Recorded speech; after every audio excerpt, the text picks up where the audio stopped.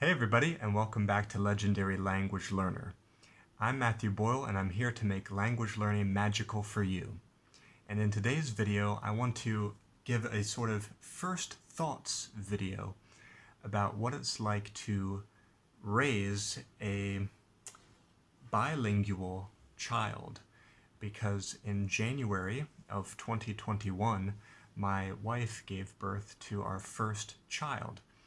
I wasn't really planning to talk too much about my family on my channel. I kind of want to respect their privacy, but it's really hard to not, especially when I get interviewed by other people and we talk about language learning. That's a big part of my family's life because my wife is Chinese, she's a native Chinese speaker, and obviously our child is biracial and she's going to be bilingual. It would be tough for her to not. And we get more and more questions from people online and in our social circles about how are we going to raise her from a language perspective. And so maybe this will most likely not be the last video where I talk about what language learning with my daughter is like. And we're probably going to be helping each other with our language learning in a variety of ways. So I think there's no way to keep it out of my YouTube channel, and it could be really valuable for us to discuss. If you are raising a multilingual or bilingual child, or you think you might be in the future, I want to welcome you to like and subscribe and drop me a comment so we can become friends. Maybe we can help each other out through our communications about this.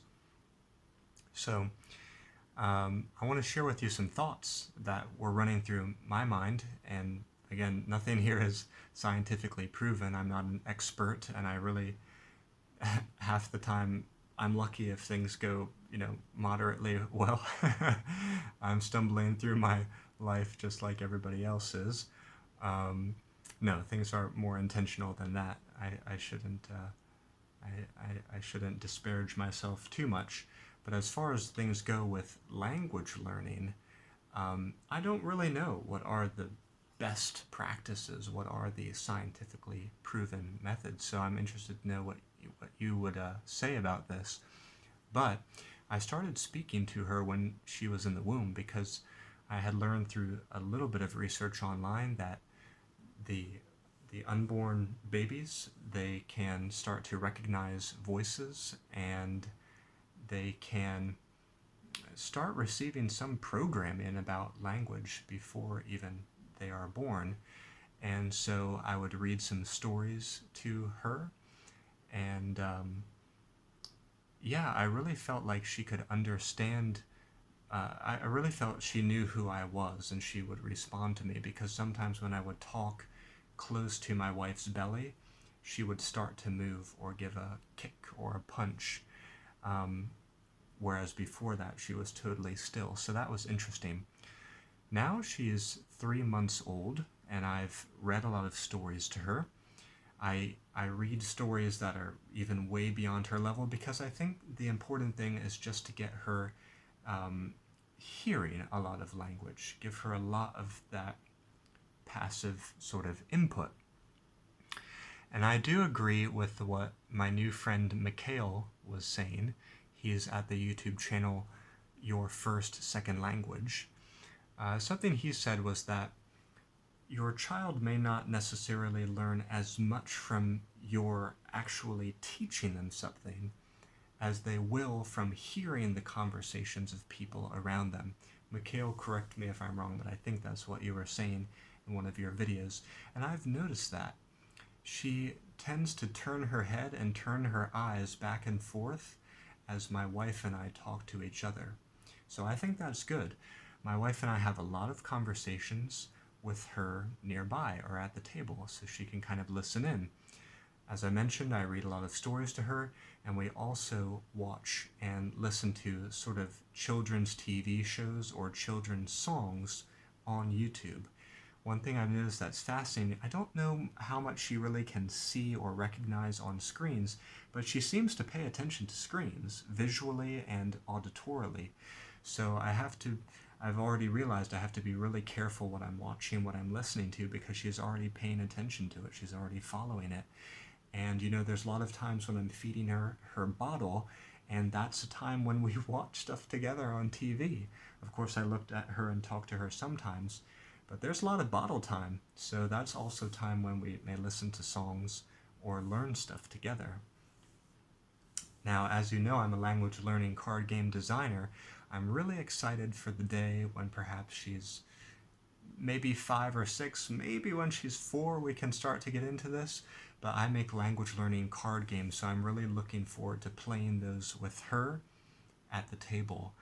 And if you have children, if you have a family and you like to learn different languages together, I highly recommend you check out the Language Guardians series. That is available in print and play form, so you can download it, print it out, cut it out, and start playing with it right away. That can also be a fun activity to do with children. You can laminate them, or they're available in the professionally printed decks, which I ship for free to any location worldwide. So I'm really looking forward to playing those games with her. Obviously, her dad is lucky because he's a fun-loving, well, her dad is lucky, but also she is lucky to have a fun-loving dad. I'm I'm lucky to have such a little angel as she is. So I think we're going to be doing a lot of language learning together.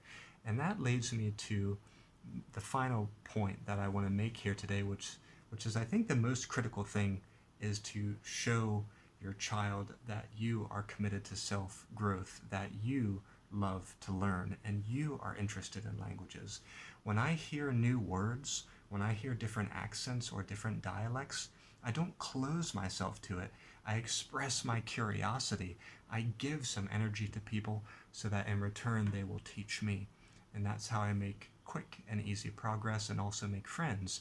So I think if you can show yourself to be a powerful language learning role model, then it will be really hard for your child not to succeed with languages. Now, if you have any tips or advice or questions related to this topic, drop them in the comment section. I would really love to chat with you about it.